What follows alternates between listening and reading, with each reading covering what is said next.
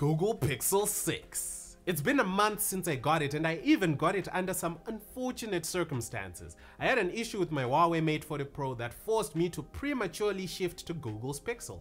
I was very annoyed that I just got the regular Pixel 6 and not the Pixel 6 Pro, but a month of using it has shown me things.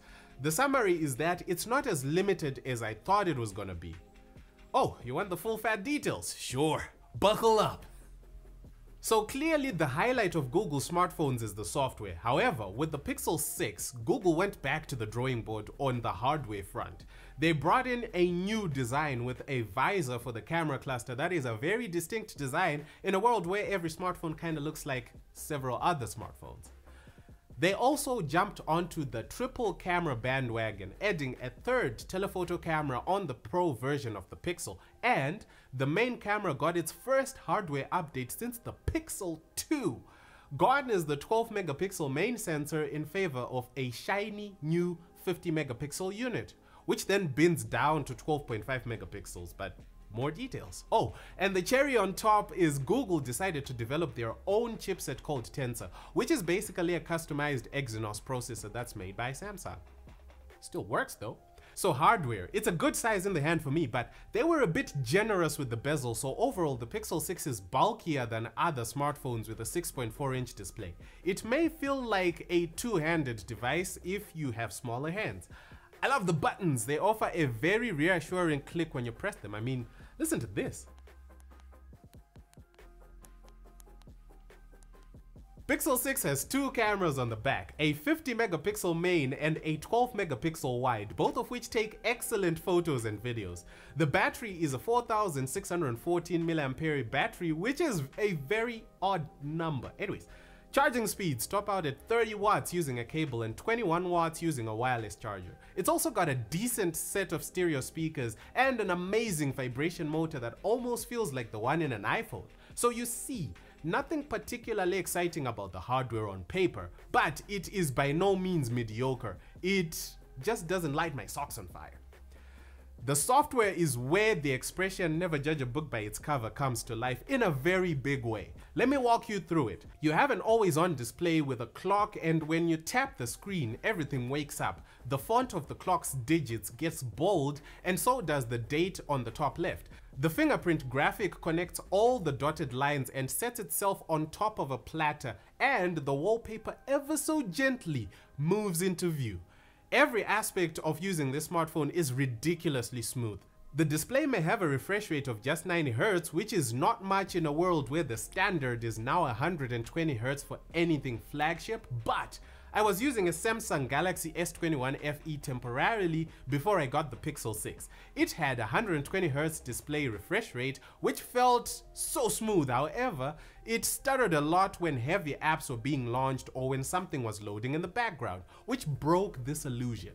It may have had a 120 Hz display, but it was not a consistent experience. The Pixel 6 on the other hand does not falter at all. Everywhere you go, everything you do, even when you open a video in picture-in-picture mode and demon scroll in the newsfeed, you get your 90 Hz all the time.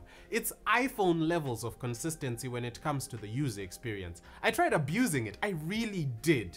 I just couldn't get it to crack.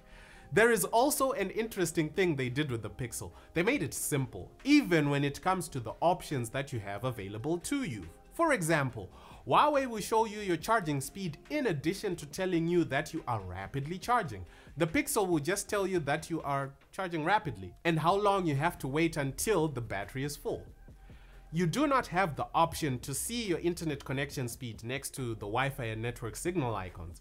All you get are clean Wi-Fi and network bars when the internet is present and exclamation marks when it's dodgy. App notifications are in the form of a dot on the app icon because no one wants the pressure of seeing 3,548 unread emails on the Gmail icon. I'm talking to you, Leo. You won't even get the option to customize the system font like you can on other Android devices. That said, I have no issues at all with the system font on the Pixel. Oh, and even the always-on display. You cannot customize it but can only turn it on or off. It does show you the essentials, so your time, your date, your current battery situation, the app icons for apps with unread notifications, and the music that is currently playing if you are playing any. So, it was a very odd place for me to be. I am a pro user and I love tinkering, but the Pixel 6 made me really think about whether or not it really matters that I do not have all these customization options and pro features. To question if they are necessary, because if the phone can do the heavy lifting for me in the background and deliver the result that I expect, then maybe the pro features are then made redundant. What I'm trying to say is that the Google Pixel is probably the closest Android device to the Apple way of doing things when it comes to what they allow you to do on your smartphone. They still offer heaps more flexibility than Apple, but also they put in a lot of effort to control the user experience. And I can't believe I'm saying this, but it actually works, even for a pro user like me. So it's simple enough to not be intimidating for the billions of people who want a fuss-free phone, but also smart enough to competently fulfill the needs of a pro user. I mean, speaking of smart, it can listen to the music that is playing in your environment and literally keep a list of all the songs that were playing wherever you were. So if you forget to Shazam the track, no stress, the Pixel's got you covered. The voice recorder does live transcriptions on device without needing the internet, which is impressive on paper, but in reality it was even more impressive in how good it was at dictating thick African accents. It was doing a better job on some words and phrases than I could hear with my ears. The image editor built into Google Photos on the Pixel is smart enough to erase unwanted elements in an image and only keep the good parts. And it can do this with any photo, including photos from other phones and even photos downloaded from the internet. It works most of the time, especially if the background is simple with clearly identifiable stuff. The more complex the background is, the more it struggles with performing a clinical erase, but for simple stuff, my reliance on Photoshop has been vastly reduced, so even though it is simple, it's getting the job done. In terms of performance, the Pixel 6 is running the first generation Google Tensor chipset, and this particular one has 8 gigs of RAM and 128 gigs of storage. There is no memory card slot. Pixel devices have never had one, and it's also a dual SIM, but with a catch. The SIM slot is a single SIM, which means it can only take up a single physical SIM. However, if you have access to an eSIM, you will be able to use this eSIM as either your main or only SIM, or you can use the eSIM as a secondary SIM with the physical SIM being the primary SIM, like what I did. That means the only way to use it as a dual SIM is to have one physical SIM and one eSIM. 2 physical SIMs are not an option because it can only accommodate 1 physical SIM in the SIM tray, and 2 eSIMs running at the same time is also not an option because it only has 1 eSIM module capable of activating a single eSIM at any instance. It also supports 5G, a feature I love because it's not congested yet on Econet in Zimbabwe, making it pretty reliable. However, Google Pixel devices are not connecting to Econet's 5G network at the time of filming because of a very Apple thing that Google is doing. See, Google is enabling the use of 5G on their devices for certain networks by default, the big ones operating in big telecoms markets. For the small and obscure networks in smaller telecoms markets like Zimbabwe, they will disable 5G by default, a way to try and manage the user experience of individuals using their devices. So for 5G to be enabled on these devices in such countries, the service provider, in this case Econet, who is offering 5G needs to apply to Google to get 5G capable pixels to connect to their 5G network. Google will receive the application and request the tech guys to get a couple of 5G capable Pixel devices that they will run tests on and send the data back to Google. If these tests meet Google's expectations, then they list the service provider, Econet in this case, as one of their certified 5G networks and then push a carrier software update to all Google Pixels, which usually comes packaged in a security patch. My Pixel 6 will then be able to connect to the 5G network after I have installed this update. My fear though is that Even though Pixel smartphones are slowly becoming more popular, they're still a very, very small chunk of the smartphone market. So a service provider may not really be incentivized to go through this whole process just for less than 0.5% of their subscribers. Regardless, I will still shoot my shot. If anyone at Econet is watching this, I am speaking on behalf of a few Google Pixel users that are existing in Zim. Do us a solid, get us too on the 5G network.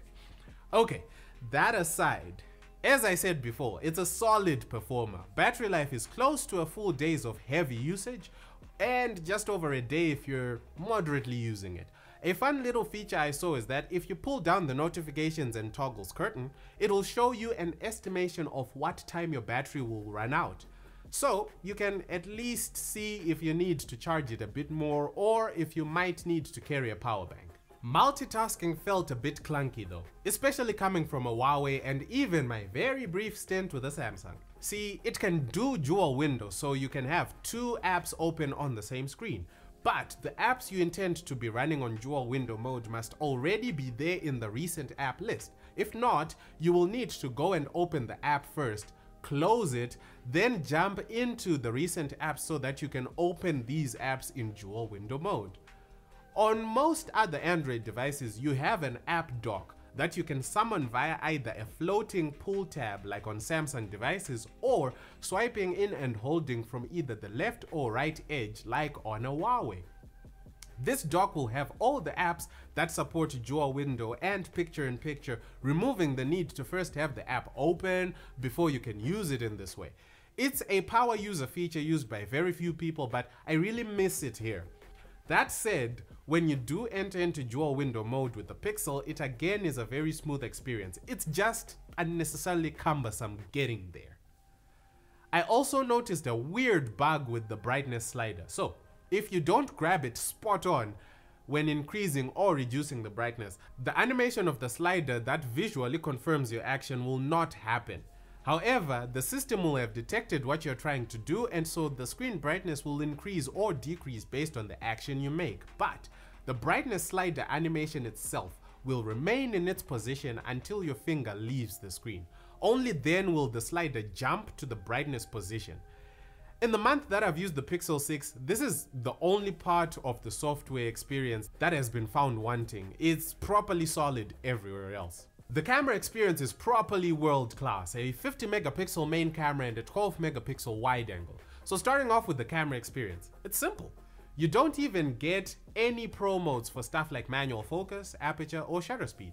The only manual controls you get are focus lock, when you can tap something in the viewfinder that you want the camera to lock onto, color temperature, which just adjusts how warm or cool you want your photo to be, and sliders to increase or reduce the highlights and the shadows in the image. So it makes for a super simple and clean camera interface with no clutter. You have some of the more commonly used modes just a tap or a swipe away right at the bottom, and the less commonly used creative modes tucked away under the modes button. There is a button right at the top left which gives you a couple of settings specific to the mode you're in. So in night sight, you are getting settings specific to low light or night photography. And in video, you also get options for video resolution and frame rate as well as audio sources. Fun fact, if the audio source for video is the photo's internal mics, you can listen to your music via Bluetooth headphones whilst recording a video with the phone, and it will not pause your music as is the case with other smartphones. It will pick up the audio directly from the phone's microphones. Anyways, the photos are as amazing as expected. Exposure is spot on all the time and it's always very well balanced. The colors are slightly on the vibrant side but really pleasing to look at. Details are plenty and the post-processing is so good that the final result is clinically perfect. There is no noise in the darker areas of the image. The bright ones are never overexposed, even with the camera facing the sun. Even in slightly challenging lighting conditions, it still does one very fine job compared to other devices. Again, leaning heavily on that post-processing after it has taken the picture. I was also pleasantly surprised by the video. It shoots in HDR and I have to say, everything is quite pleasing. The way it handles colors and exposure is very good, even in low light. It can even handle lower light environments better than other devices that I have tested. It's not immune to graining and noise and low light, but it does handle it better than other devices. The same cannot be said about the wide-angle camera. It is pretty good in good lighting, and Google even worked really hard to get it to produce images that are similar in color and exposure to images from the main camera. But when the light becomes less than ideal, the difference between the main camera and the wide angle is very visible. You can clearly tell when you take night sight photos with it and compare it with the main camera. I also noticed that because of the size of the main sensor, the Pixel 6 struggles with macro shots. It just cannot get as close to a subject as other cameras can, and even if you think of using the ultra wide for that, the Pixel 6 does not support autofocus on the ultra wide, so that won't help. That said, the quality of images and videos the Pixel 6 takes are of a very high standard. For a pro user, there are limitations here and there when it comes to how creative I can be with it, but it's only in the very edge cases where I am sure 99% of the people are never going to venture. Again, it's smart enough to be competent for someone like me to use and rarely notice its weaknesses, and when I do notice, it's not enough to bother me. Picture this. I am the sort of person who always looks for a pro phone whenever I buy one. Not just a pro in terms of the features, but pro even on the name of it. It was not an easy decision to make getting a regular Pixel 6, even though I knew a Pixel 6 Pro and a 7 Pro existed. But I could not find a Pixel 6 Pro anywhere, and the Pixel 7 Pro was way out of my budget. I was spending money that I didn't have, since this was an emergency. But a month later with the Pixel 6, and I am impressed with just how premium the experience has been. The speed of getting feature updates, the relentless fluidity and consistency of the user experience, the simplicity that is a direct result of assigning the heavy lifting to smart and powerful software, such that someone like me can appreciate how it does a lot of what I wanted to do the way I want it done without breaking a sweat. I will end with this. When I got the Pixel 6, I strongly felt the pressure to get the Pixel 6 Pro or ideally the 7 Pro as soon as humanly possible. A month later, I still feel like getting the 6 Pro or ideally the 7 Pro, but the Pixel 6's performance and user experience has eliminated the pressure that I had.